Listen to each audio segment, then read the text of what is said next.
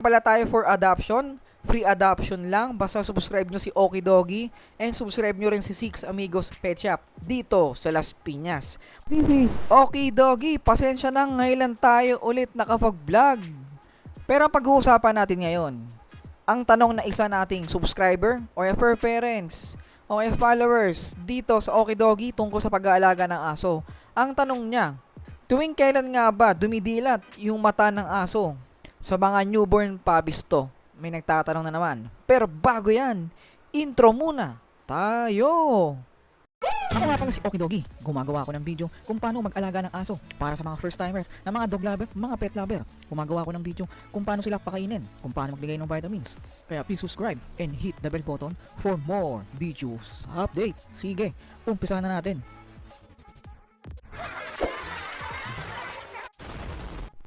Hello, this is Okidoggy. Pag-uusapan natin ngayon kung kailan nga ba dumidilat o namumulat yung mata o bumubukas yung mata ng isang tuta. Kasi 'di ba, pinapanganak ang mga tuta pagdating ng 60 days, nanganganak yung nanay na aso.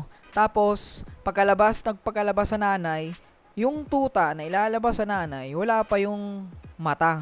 Ibig sabihin, hindi pa namumulat sa katotohanan. Kaya dapat pag nanganak na yung alaga nyong aso, kailangan maganda yung binibigay nyong pagkain sa nanay para nakukuha ng tuta sa mga dumidede yung tuta sa nanay.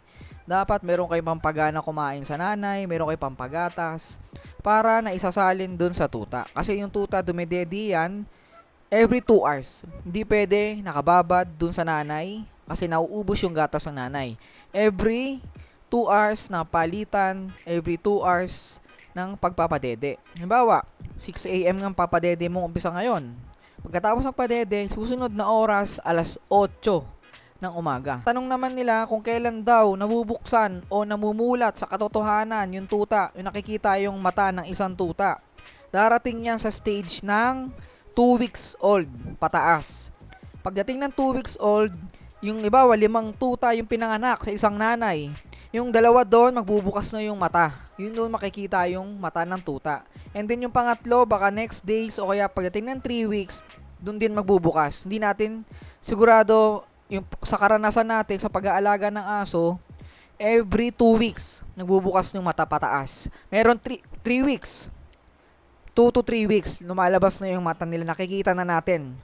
Lalo na pag husky, 2 weeks pa lang excited ka na kasi makikita mo yung kulay ng mata ng husky. Naranasan ko yun sa pag-aalaga ng aso noon, nanganak yung husky ko. 2 weeks pa lang nakita ko na blue eyes na yung husky ko. Pero hindi pa rin ako satisfied noong 2 weeks kasi sabi nila nagbabago rin kulay ng mata. Pero pagdating ng 1 month, ganun pa rin, hindi nagbago. O di ba? Kaya yung mga nanganak yung aso dyan, yung mga tuta, antayin nyo lang 2 weeks, huwag kayo magmadali. Nag-e-evolve yan kasi depende sa pagpapakain natin, sa mga gatas na ininom nila sa nanay, sa nutrients na nakukuha nila sa nanay. Yun. Ang sagot dyan sa tanong na yan, 2 weeks, nakikita natin yung mata nila. Nabubukas na yan, pero hindi pa sila nakakaaninag. Makakaaninag yan mga 1 month, pero yung amoy nila ang ginagamit nila para makadede sa nanay. Okay ba yan, mga ka-Okidoggy? Sana nasagot tong tanong na to sa mga subscriber natin, sa mga kapwa ko dog lover. Kahit aspin pala, welcome na welcome dito. Meron pala tayo for adoption. Free adoption lang. Basta subscribe nyo si Okidoggy and subscribe nyo rin si Six Amigos Pet Shop dito sa Las Piñas. Yung mga gusto mag-alaga ng aso, kung sino yung karapat dapat makakuha ng mga puppies na ipamimigay ng Six Amigos Pet Shop.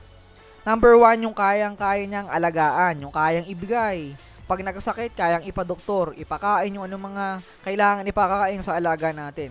Hindi yung pag nagkasakit, baliwala na. Kailangan yung bibigyan namin, marunong mag-alaga, hindi namimili ng breed. Dog lover talaga. Okay ba yan mga Okidoggy? Again, kung di ka pa nakasubscribe, please hit the bell button for more videos update. Naniniwala sa kasabihang, huwag nating bilhin kung di naman kailangan. Pero kapag para sa aso, pwede. Bye-bye!